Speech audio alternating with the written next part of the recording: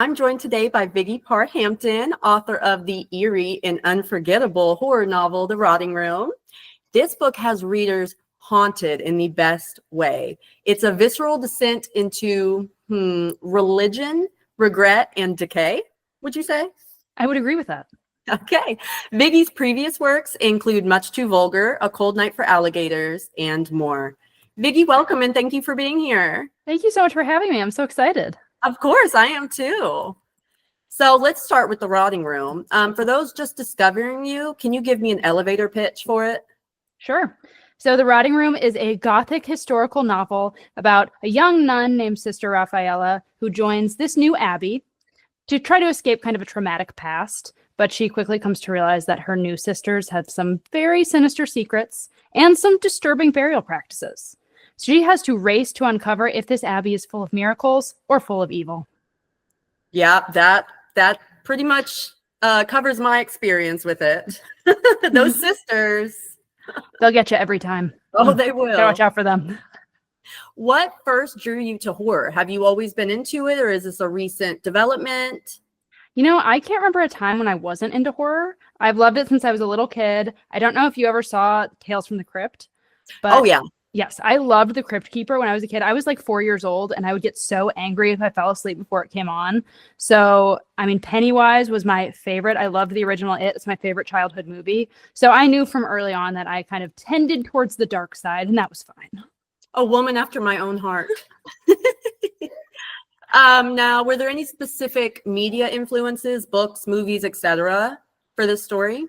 You know, I didn't think of anything consciously while I was writing it, but people have asked me that question since. And one movie that I think really has the same vibe as The Rotting Room is The Witch. Did you see that one? No. Oh, came out maybe 6 or 7 years ago, and it has Anya Taylor-Joy in it. She was young at the time, and it has like a very isolated setting. It's obviously about a witch, so there's like this religious influence, this descent into madness. It's dark, it's creepy, it's historical, and I think that's kind of the vibe I was going for with The Rotting Room. So is it similar to The Crucible, but with like a horror element instead of a... Yes. Yeah, I would say so, for sure. Element? Oh, I love that. I'll have to look at that. It was so good. It actually gave me nightmares, which is very hard to do. Oh, I love that. I'm looking for something like that. Now, the horror in The Rotting Room has like a psychological layer. It explores guilt, religion, self-doubt a little bit in Sister Raffaella. Did you have any personal, cultural, or personal fears that you were tapping into? So I'm also an epidemiologist, and I was trained in biology. So I am terrified of germs. So for me, that was kind of a know your enemy type situation. And since then, all of my books kind of have this body horror. It's just something I gravitate towards because, you know, germs are scary to me. Sickness is scary to me. So I put what would scare me into a book. And with something like rot and decay and kind of breaching your physical body, I find that very terrifying. And so I love to write about it in a way that brings in some more of the medical background that I have. Yeah. So did you study decomposition thoroughly? Oh, yeah. I did a ton of research for this. I mean, historical research, religious research, and then, of course, the physical, biological research about what happens to a body when it decomposes, which probably put me on some sort of weird watch list after everything I Googled. I'm sure. And you can really tell research went into it. It's very detailed. Thank it's you. Impressive, really. Thanks. And the Abbey itself might have been my personal favorite part. I'm all about the setting. And so you've got like the Spanish influence, and then you've got the Abbey that feels like a character in and of itself. Did you base it on a real place?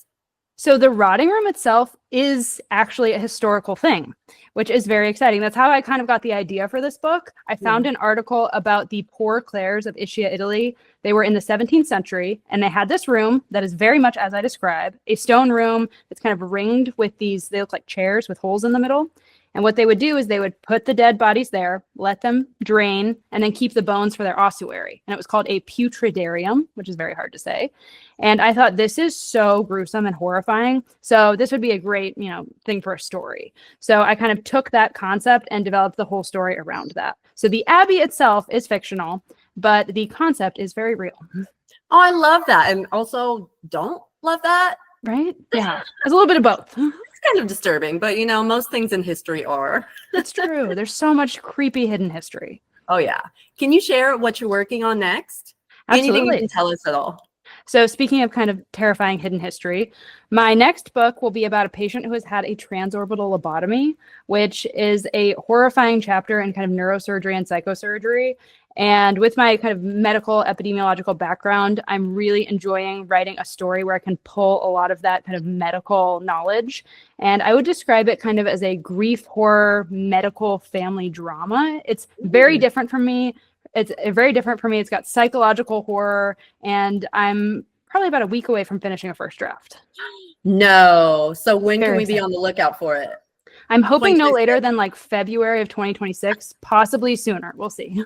That's not far. No, it is not. All right. Do you care for a lightning round? I would love to do a lightning round. All right. Here we go. Paperback or hardcover? Paperback. I don't have a lot of shelf space, and it just makes it easier. That's fair. That's fair. I won't judge you for that. Do you Hardcover like if it's signed, though. Interesting.